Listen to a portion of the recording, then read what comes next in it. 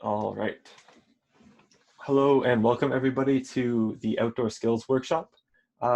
This workshop is focused on trip planning and more specifically my process of trip planning and how I like to plan through my trips. So first thing we're going to go over, one second, I have to click over here, there we go, is the land acknowledgement. So McMaster University recognizes and acknowledges that it is located on the traditional territories of the Mississauga and Haudenosaunee nations and within the lands protected by the Dish with One Spoon Wampum Agreement. So what are we going to cover in this skills workshop today? We're going to a little bit of an intro, and then we're going to break it down into about three main categories. So the first one is the route that you'll be planning. The next is food. The next is gear, and then some other important considerations and things to think about when planning trips. And then at the end, if we have time and if you guys want to, we can plan a trip together. So without further ado, let's talk about trip planning. So I'm mainly going to focus on canoe tripping because that's what I have the most experience on. And one thing I forgot to say, if you guys have questions at any time, feel free to put them in the chat and I'll answer them as soon as I have, I won't answer them mid-sentence, but I'll answer them whenever I get the chance. So if you have questions or comments or anything, feel free to just put those in the chat. And so moving on with that, there's different ways you could go camping too. So we're focusing on canoe tripping in this workshop, but some other ways you could go camping, you could do like a guided canoe trip, in which case you don't need to plan the canoe trip. It's a lot more expensive because you have to pay for a guide to go with you. But that's an option. There's car/RV camping, which is a lot more chill and laid back kind of camping. There's backpacking, hiking, and all sorts of different types of camping trips you can go on. When you're planning trips, it's a good idea to start small. So if you haven't ever planned a trip before, you don't want to jump right into it and do a month-long trip because you might be biting off more than you can chew. So starting small and doing a weekend trip, a 2-night kind of thing with smaller distances is generally a good idea. You don't want to jump way outside your comfort zone and then have a negative experience. And planning can only take you so far. So when you are planning, it's important to plan. But if you spend months and months and months planning and you never book permits or take action on that planning, you'll never end up going on the trip, right? So it's important to take the steps after planning so that you're not just planning 50, 100 trips that you want to go on and never actually taking the action to go on those trips. So I have here listed my trip planning order. So when I'm planning a trip, there's 4 main things that I plan. One of them we're not really going to talk about because that's a general thing, but my 4 things that I plan are who I'm going on the trip with, and then I plan the route, and then I plan the food, and then I plan the gear. So obviously you need to know who you're going on the trip with first. And then once you know that, you can base the route off the people you're going on the trip with, right? So if I was planning a trip to go on a trip with kids, I would choose a route that's a lot shorter or whatever. If I was going on a trip with some of my friends, it might be a harder route kind of thing. Next, in the hiking world, they have this mantra called hike your own hike. As in there's no wrong way to go on a canoe trip or any trip, right? If you see somebody and they're like, you're doing it wrong, well, that's not true, because there's no right way to go canoeing or camping in general. So it's important to remember that, and if you like doing something a certain way, do it that way, because if that's what you like, then go ahead and do that. So we're gonna I think this keyboard. We're gonna go on to this flow chart that my friend gave me when I was planning my first trip. And I'm a big fan of this flow chart. It's called How to Have a Good Adventure. And basically, it's a flow chart that goes through all the different, some major, minor things that could happen. But basically, the outcome of the entire flow chart is either you die and it wasn't a good adventure because you're dead, or you didn't die and it was a good adventure. I just like that one. I find that one really nice and neat. But moving on, we're going to talk about route. So there's several key factors when you're planning a route. So up here I have a picture of Jeff's maps, and they're really good for planning. I'm going to talk about Jeff's maps later though, because they went out of business. But when you're planning a canoe trip, the important thing to think about is where you're starting and where you're ending. So there's two main types of trips you can do. You can do a loop, so starting in one place, doing a big circle and coming back to that place, or you can do a linear trip, like if you're going down a river or something and starting from one place and going down to the end. There's benefits of both. Doing a loop is really convenient if you have like one car, because you park your car, you start, you go out, and then you come back to your car at the end. So all your like starting stuff is all at the same, starting and ending is at the same place. Linear trips can be really fun. I'm a big fan of whitewater paddling, and you only get that on rivers. And so you have to do a trip that starts in point A and ends in point B, because rivers only go down, they don't go up. So planning a trip like that is a little more tricky, because then you have to think about, do we park at the bottom and get a shuttle up? Or there's this other cool thing where you can do, if you have two cars, it might take a lot longer to start, like get going and then to finish up. But you drive your two cars to one, you leave a car, everybody gets in the one car, and you drive up to the top so that you have a car at either end. So that when you get to the end, some people pick up the car and then pick up the people at the end. So those are some things about starting and ending, whether you're doing a linear or a loop. If you could also do something where you go out from a company. So in Algonquin, there's a whole bunch of them. There's like the Portage Store, Algonquin Bound, Algonquin Outfitters, that offer services where you'll like park your car at their main location, and then they will drive you to the location, drop you off with all your gear, all your stuff, and then pick you up from wherever you want to be picked up. So that's another option if you want to do more of a linear style trip, or if you want to do a loop trip and like need to rent the gear from them anyways. So the next factor I'm going to talk about, I'm actually going to skip down to the bottom and talk about evac points. So evac stands for like evacuation. So in case something bad happens, you have to know when to get out and where to get out.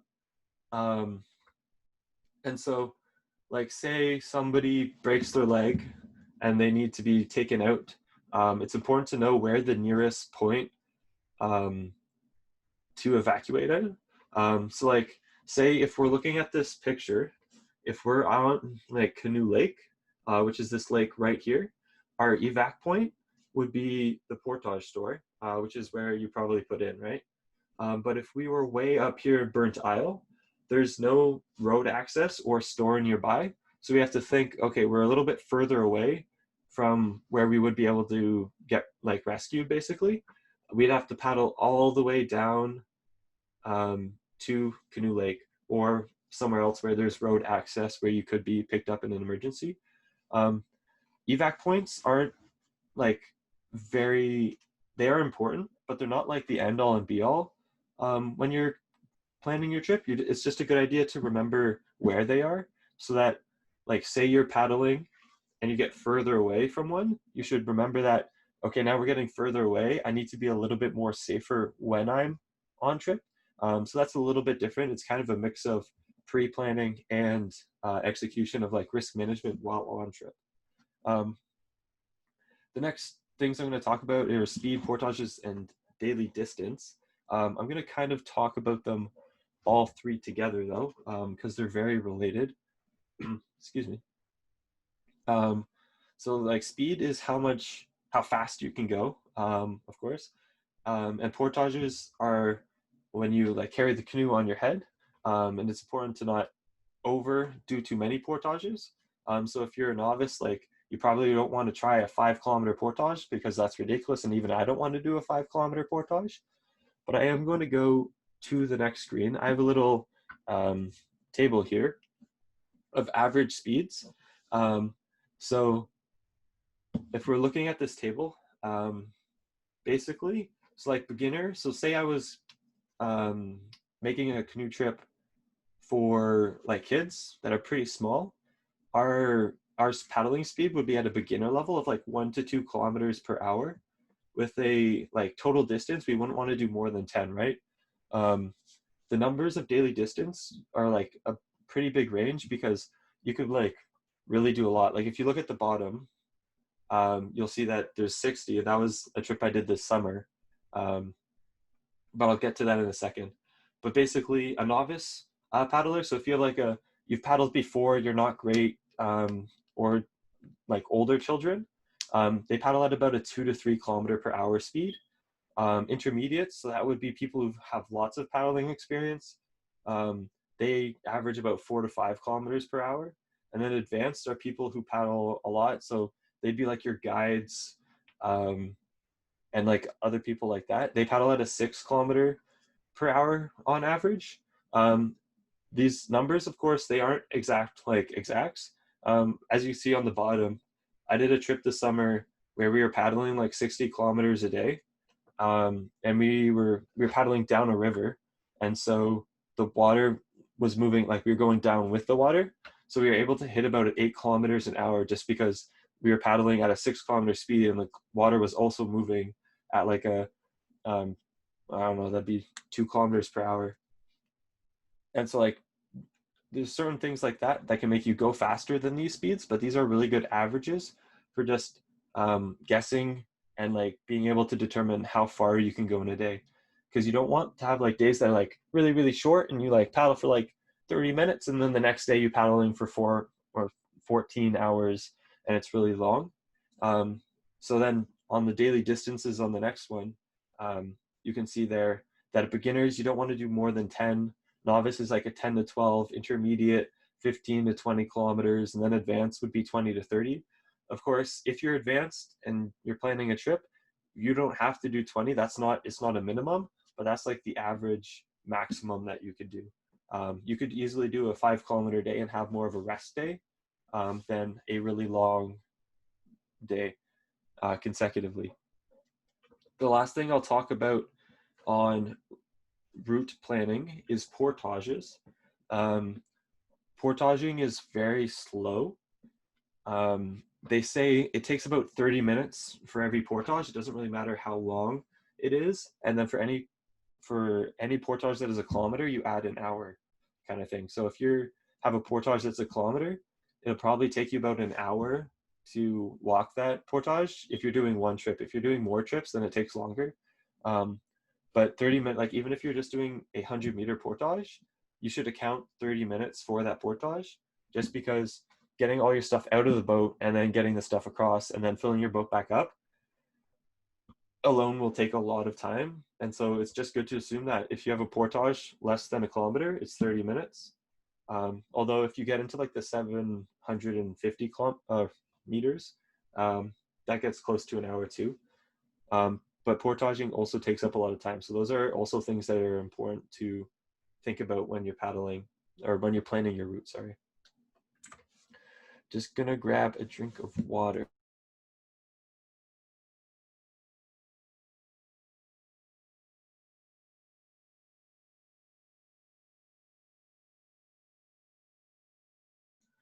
All right. So the next thing I like to plan is food.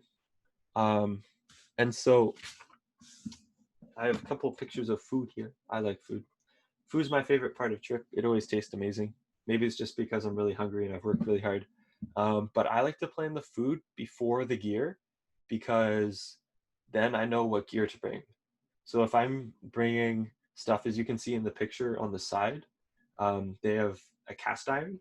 Um, they were that was my friends. They went on a trip and had a lot of fancy food. So they wanted to bring. So they planned their food and then packed their gear so that they would have all the things. So if you know you're cooking spaghetti, so you need a pot and you're going to need a strainer, of some sort, and you're going to need a pan for the sauce. Then that way, when you go to do your gear packing after your food, you already know I need a pot for my spaghetti, I need a pan for the sauce, and whatever other things you might need for that. So that's why I like to plan food first and then gear. Um, when you're packing food, you can pack, um, almost anything you want. Um, like the level of fanciness, um, you can pack like super fancy. I had some friends that took cedar boards and salmon and made like smoked cedar salmon on a canoe trip. And then I have other friends slash me who just take oatmeal and eat oatmeal for every breakfast and stuff. So you can be as fancy as you want or as not fancy as you want. It doesn't really matter as long as you're getting balanced meals, especially if you're on a longer trip. If you're doing a trip that's up into 10 longer days, up to a month, or however long you're going, it's really important that you are eating balanced meals because it's really easy to forget to eat vegetables on trip because they don't always keep for the entire duration of the trip. So it's important to make sure that you're also getting all the normal important stuff that it's important to eat. Um, so when you're packing food, um, there's like two main ways you can go about it. You can either pre-make food or have packaged food. So I'm going to stop sharing my screen for a second here. Um, and then if you look in the video, I have these are like what the pre-packaged food looks like. They're like, what's it called? I'm forgetting, blanking on what it's called, but they're like, oh, freeze dried. That's what it is. Um, so like, there's options like those. You can get those at like outfitter stores, and it's freeze dried. You just add water, boiling water, let it sit for a while. Um, awesome, Velveeta. Um, yeah. I personally don't have any favorite prepackaged meals favorites or foods or brands. I bought those as emergency food. I always make my own food because it's cheaper. Each one of these packs costs about $8 to $10, maybe up to 15, depending on where you buy them. Which in my mind is fairly expensive. It's hassle free. Like you just go into the store, buy it, open the top, add water, seal it for 15 minutes, and then it's ready to go, and it tastes really good. But um, yeah, I personally don't eat them because they're really expensive. Um, but if I had to pick a favorite, I would say it's Mexican cowboy beans and brown rice because that's the one that I have in my hand right now.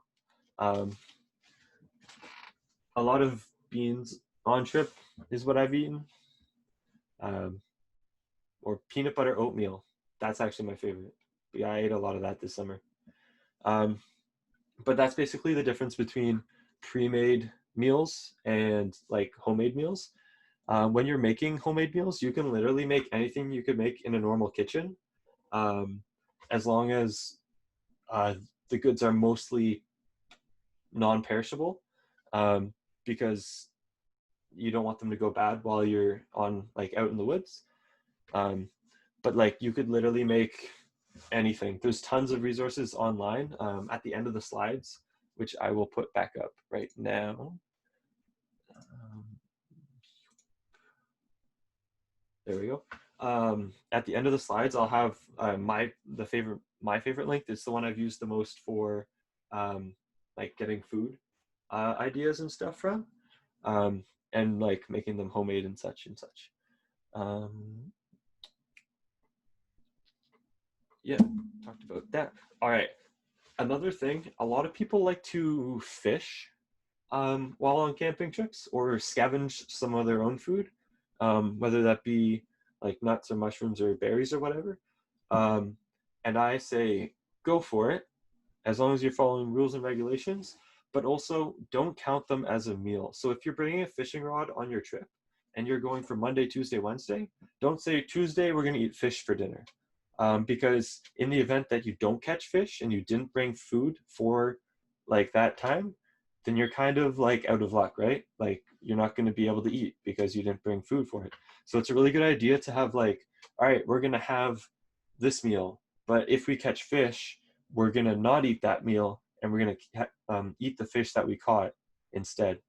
So it's important to like have a meal and not rely on wild food, but have it as a backup in case you do catch a fish or something like that.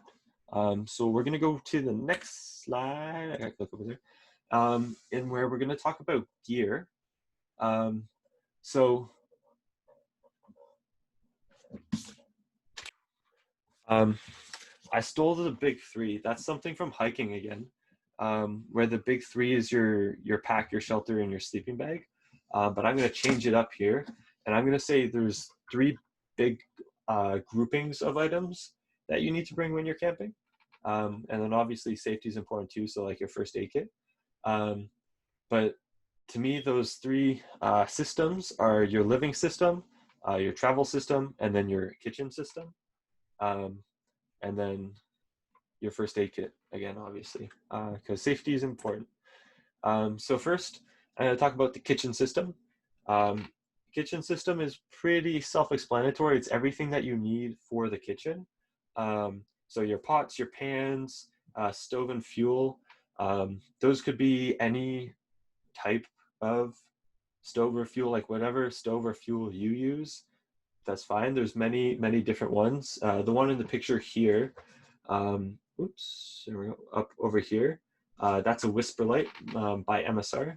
It burns clear gas, um, and it's a good one. I have one of those myself.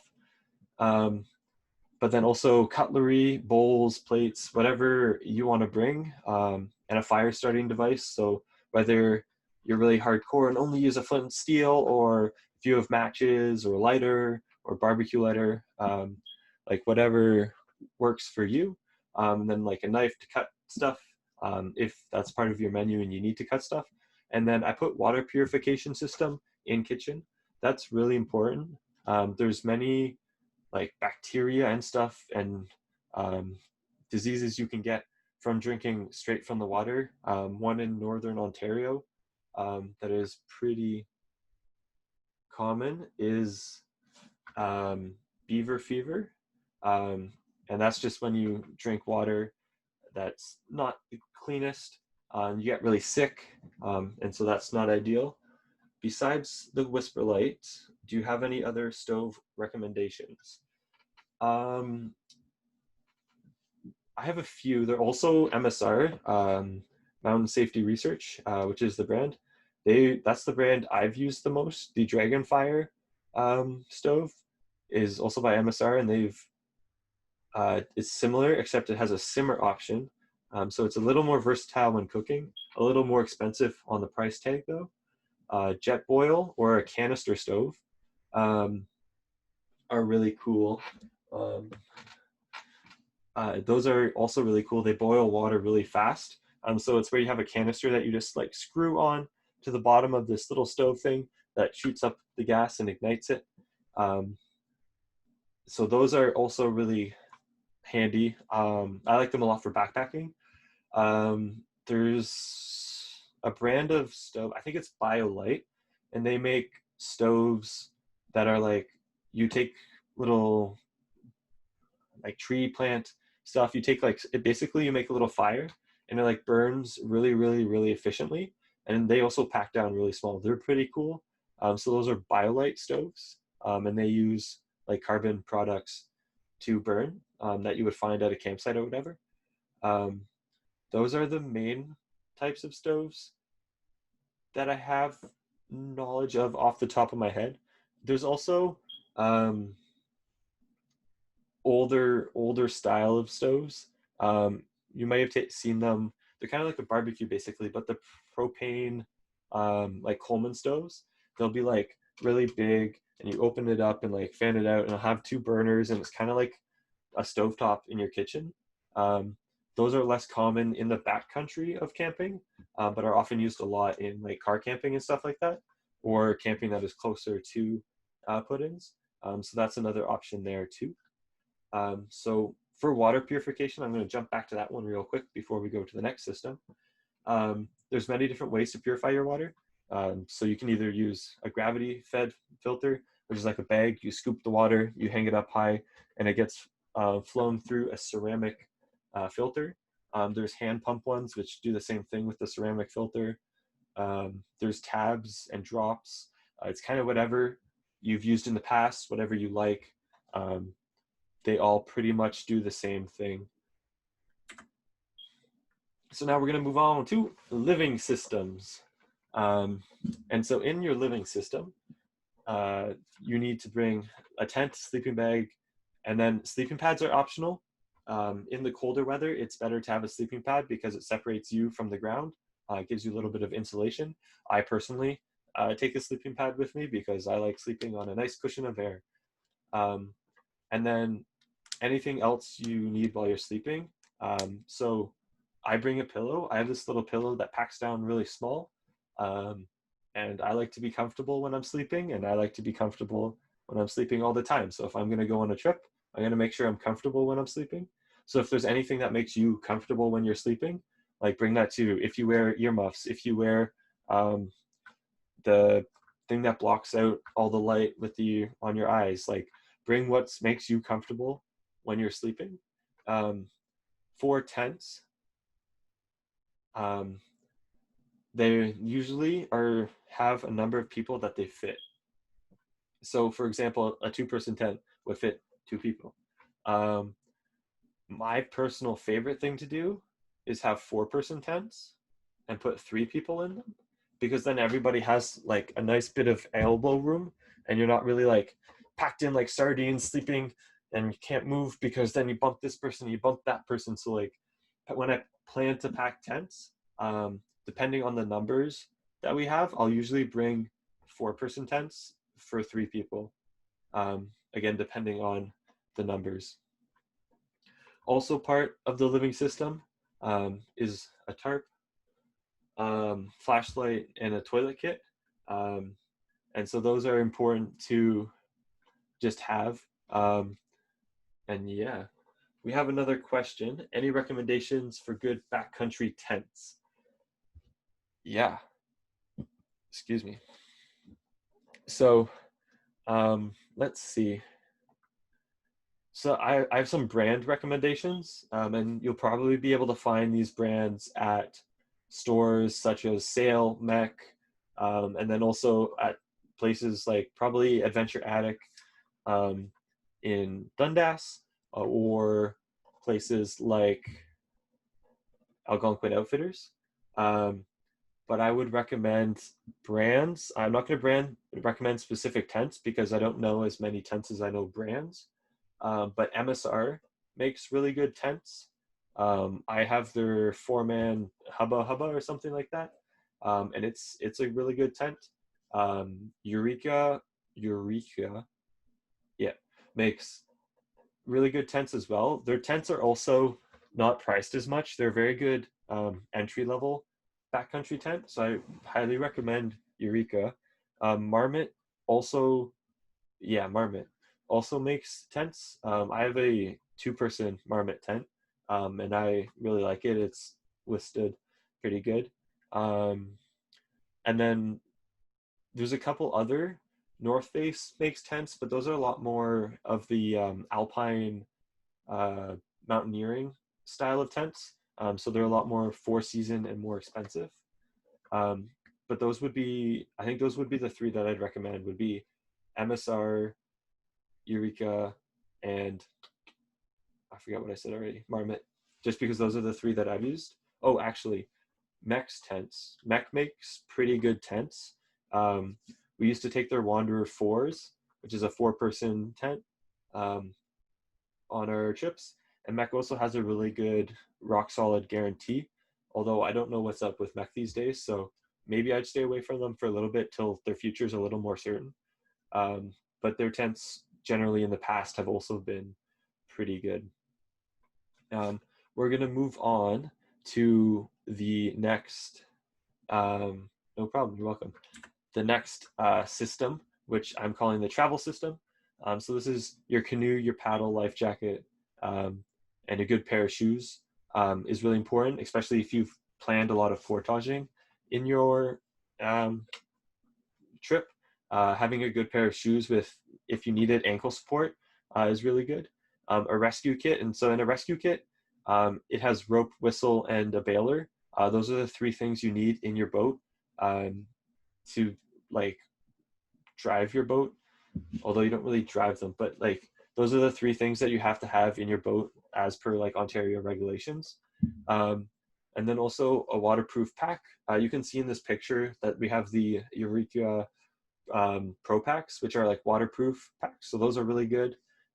Food container, so like a food barrel, and then also your navigation setup. So if you're using a GPS or if you're using a map and compass, like whatever you're using, your navigation system. Um, and yeah, so that's the kind of the travel system. It's pretty self-explanatory. Um, One thing, if you don't own any of the stuff, and that goes for all of the gear that I've been talking about, a lot of outdoor um, stores and vendors will rent out gear. Um, the one I've worked with in the past, Algonquin Outfitters, they rent out lots and lots of boats. They're right in Algonquin too, or the Portage store does the same, where they rent out lots and lots of boats with paddles and life jackets. But they also have the whole list of gear. In a normal season, the outdoor club would also be able to rent out its gear to you guys.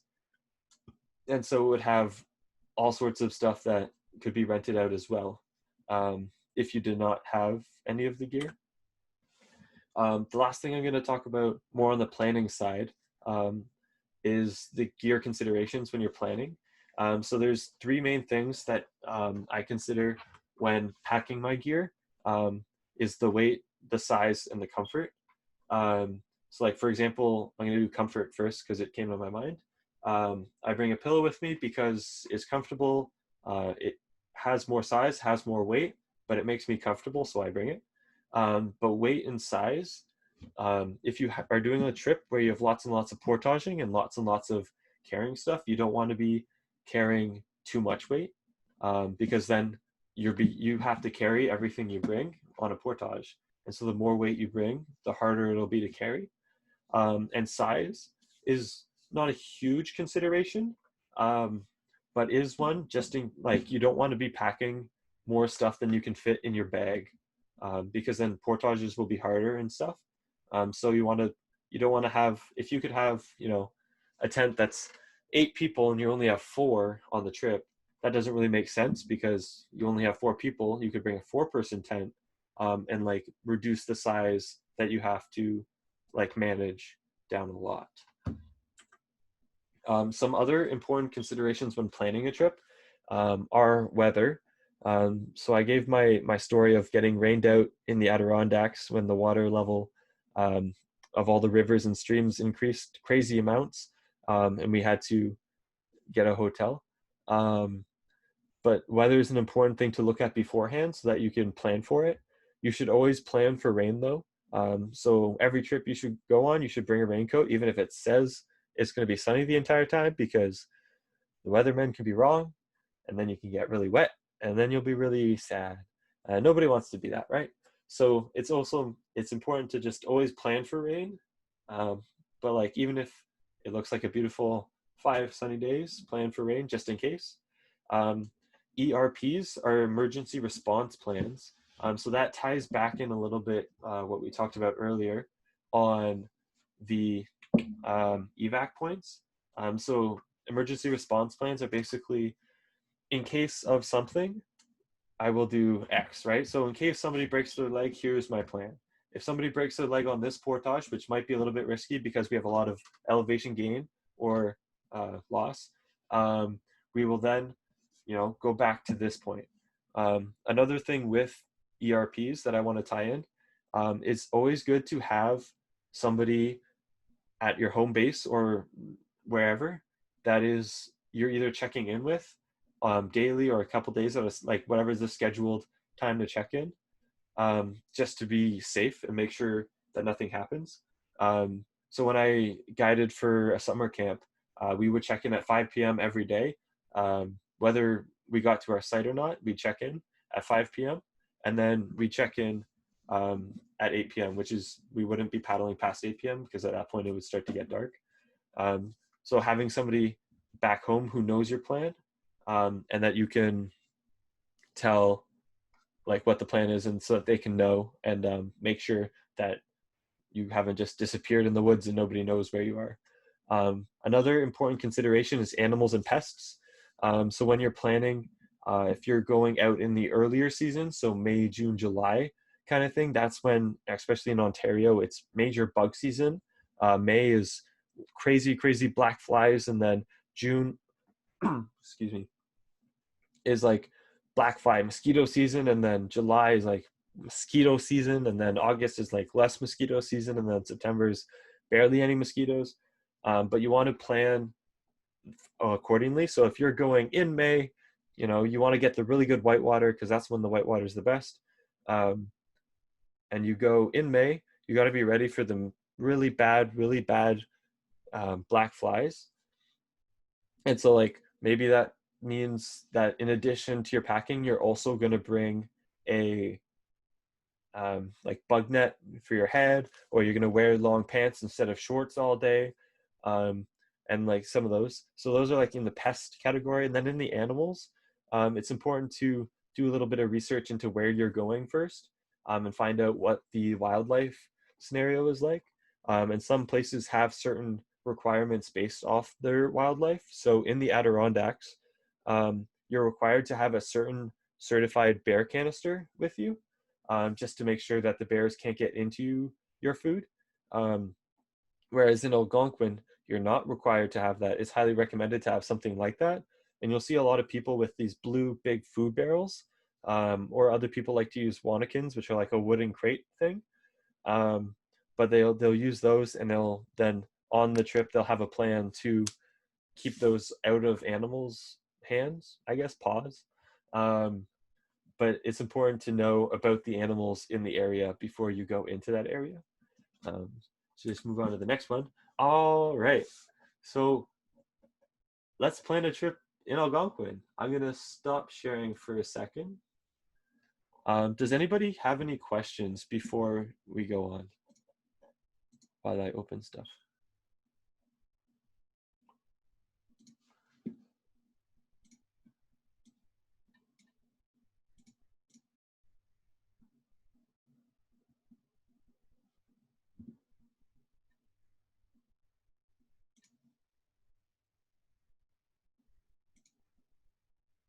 Also, I lied. I'm gonna share my screen again.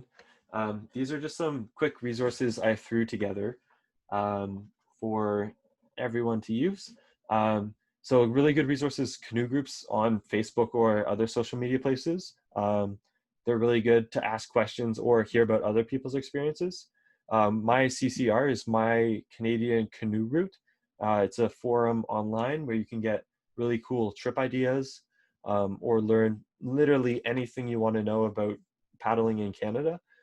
Trail Recipes is my favorite place to go for ideas and inspirations in packing for trips, for the food specifically.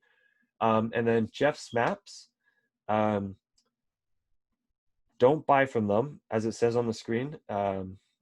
Jeff left the company, and he was the person that's really good. So if you try and buy one, you might not actually get the map because the company is kind of falling apart. But their online resource is really good, and that's what we'll be using in a second to plan a trip in Algonquin. But don't buy from Jeff's Maps, but you can use their map.